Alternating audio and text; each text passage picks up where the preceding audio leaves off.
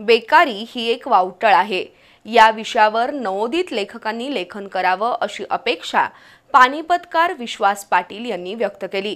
वारणानगरमध्ये झालेल्या महाराष्ट्र साहित्य परिषदेच्या 29व्या साहित्य संमेलनाच्या उद्घाटन सोहळ्यात ते बोलत होते।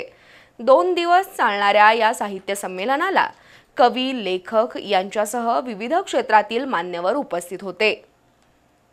महाराष्ट्र राज्य साहित्य परिषदेच्या वारणानगरमधील शाखेच्या वतीनं 29वं साहित्य संमेलन आजपासून सुरू झालं।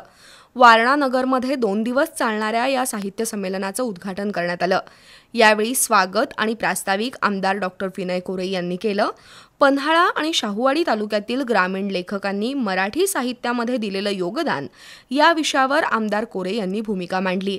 तर पानिपतकार विश्वास पाटील, ज्येष्ठ साहित्यिक डॉक्टर चंद्रकुमार नलगे यांनी सध्याच्या साहित्य क्षेत्राबद्दल टिप्पणी केली।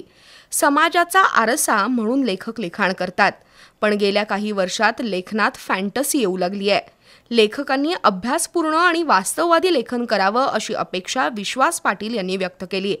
तर साहित्य परिषदेचे कार्याध्यक्ष मिलिंद जोशी यांनी मराठी भाषेला अभिजात भाषेचा दर्जा मिळाल्याबद्दल समाधान व्यक्त केलं। इंग्रजी माध्यमाच्या शाळांकडे वाढलेला ओघ कमी करायचा असेल तर मराठी शाळांमध्ये उत्तम दर्जाचं इंग्रजी भाषेचं ज्ञान दिलं पाहिजे असं मत त्यांनी व्यक्त केलं। तर पानिपतकार विश्वास पाटील यांनी आपला जीवन प्रवास उलगडून दाखवताना छत्रपती संभाजी महाराजांचा खरा इतिहास वाचकांसमोर आणल्याबद्दल मनस्वी समाधान वाटत असल्याचं सांगितलं। तसंच नवोदित लेखकांनी सामाजिक समस्यांवर निर्भीडपणे लिहिण्याचं त्यांनी आवाहन केलं।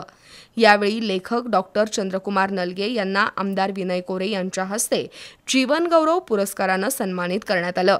या कार्यक्रमाला विनोद कुलकर्णी, राजन मोठाणे, सुनीता राजे पवार, HR जाधव, प्राध्यापक आनंद दामले, प्राध्यापक KG जाधव यांच्यासह साहित्यप्रेमी उपस्थित होते।